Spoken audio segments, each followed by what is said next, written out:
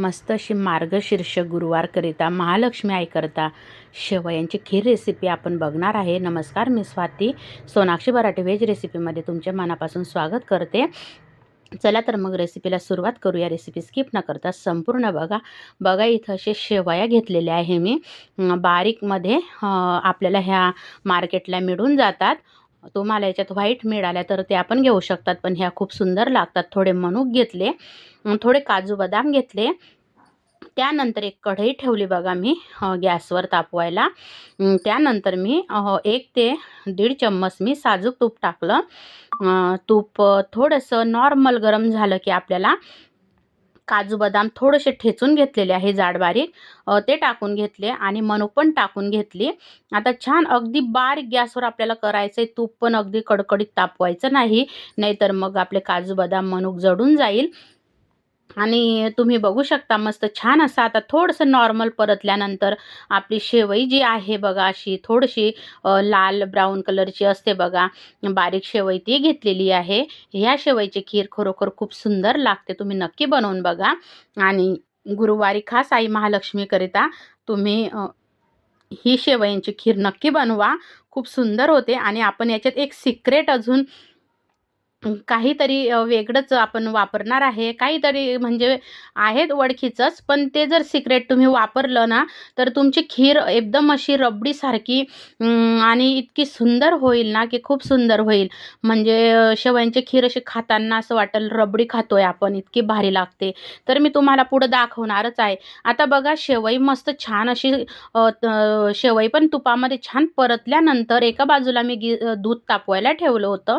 दूध तापल्यानंतर बघा आपली शेवई मस्त बारीक गॅसवर भाजल्यानंतर दूध टाकून घ्यायचं आपल्याला. आणि इथं मी पाऊण लिटर दूध वापरलेलं आहे. तर बघा आता मी थोडंसं दूध काढलेलं आहे आणि हे खास सिक्रेट आहे आपल्याला खिरीमध्ये टाकायचं आहे. तर इथं बघा मी मँगो फ्लेवरची कस्टर्ड पावडर घेतलेली आहे. तुम्ही नक्की मँगो फ्लेवरची कस्टर्ड पावडर वापरून बघा. अतिशय खरोखर सांगते, खीर इतकी अप्रतिम चवीची लागते. आणि हे सिक्रेट आहे आपलं खिरीचं, की तुमची खीर इतकी सुंदर टेस्ट लागल की तुम्ही हे टिप्स न वापरता खीर खाऊन बघा. आणि या प्रकारे बनवून तुम्ही खाऊन बघा, खूप फरक पडतो. आता इथं मी आपल्याला गोड कसं कमी जास्त लागतं त्यानुसार मी साखर घातलेली आहे. मी आता इथं छोटी वाटी 1.5 वाटी साखर टाकलेली आहे. खूप सुंदर ही शेवयांची खीर होते. आता बघा थोडंसं गार दुधामध्ये मी 1 ते 1.5 चम्मच कस्टर्ड पावडर मिक्स करून घेतली.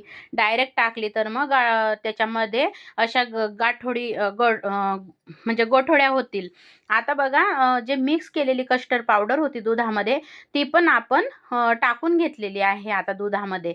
आणि छान असं बघा आता मिक्स करून घ्यायचं. छान असा कलर पण येतो, फ्लेवर पण येतो आणि खायला तर मग विचारूच नका, खूप सुंदर लागतं. तुम्ही काजू बदामचं थोडंसं तुपामध्ये नंतर वरतूनही तडका करू शकतात, पण मग परत करण्यापेक्षा म्हणून आधीच परतले. त्यानंतर मग शेवई परतून घेतली, मग गरम दूध टाकून घेतलं. शेवया अशा छान वरती आल्या बघा, छान शिजू द्यायच्या शेवया. आणि थोड्याशा अशा बघा वर आल्यानंतर समजून जायचं आपली शेवई शिजलेली आहे. आणि कस्टर्ड पावडरमुळे तर मग विचारूच नका, खूप सुंदर रबडीसारखी एक टेस्ट येते आणि खूप सुंदर लागते आपली शेवयांची खीर. आणि आता 1 चम्मच मी इथं वेलची पूड टाकलेली आहे. कारण वेलची पूड शिवाय तर मग खीर खायला तर टेस्ट छान लागत नाही. वेलची पूड तर हवीच मग. आणि तुम्ही बघू शकता आपली खीर तयार होत आहे. आणि हे शेवया खूप फुलतात, तर मग तुम्ही मापातच आधी कमी घ्या. आता माझं पाऊण लिटर दूध होतं, म्हणून पाऊण ते 1 लिटर दूध असेल माझं. तर मी तेवढ्याकरता म्हणजे 1 ते 1.5 वाटी अशी शेवई घेतली होती. आता बघा छान बारीक गॅसवर शिजत आहे आपली शेवई. आणि छान उकळी येऊ द्यायची. थोडेसे वरतून अजून मी काजू बदामचे काप टाकले. 1 ते 2 अशी केशरची काडी टाकलेली आहे. खूप सुंदर बघा मस्त आता उकळी येत आहे आणि आपली शेवयांची खीर तयार होत आहे. तुम्ही नक्की नैवेद्याला महालक्ष्मी मातेकरिता ही शेवयांची खीर बनवून बघा आणि तुम्ही बघू शकता किती सुंदर झालेली आहे. तुम्हाला जर माझी रेसिपी आवडली तर लाईक, शेअर, सबस्क्राईब करायला विसरू नका. आता बघू शकता आपण काढून घेतलेली आहे आणि मस्त वरतून अजून थोडेसे काजू बदामचे काप टाकलेले आहे.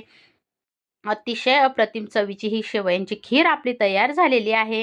तुम्ही नक्की बनवून बघा आणि मला कमेंटमध्ये सांगा आवडली का?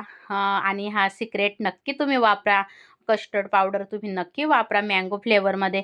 तुम्हाला जर पायनॅपल फ्लेवर आवडत असेल तर तो वापरा तुम्ही. पण मँगो फ्लेवरची खूप सुंदर लागते आणि बघू शकता काय सुंदर आपली खीर तयार झालेली आहे. तर मग नक्की तुम्ही पण बनवा आणि मला नक्की सांगा काय सुंदर दिसत आहे आपली शेवयांची खीर. तुम्ही बघू शकता दिसायला पण किती सुंदर आहे, तितकीच खायला सुंदर आहे. श्री स्वामी समर्थ.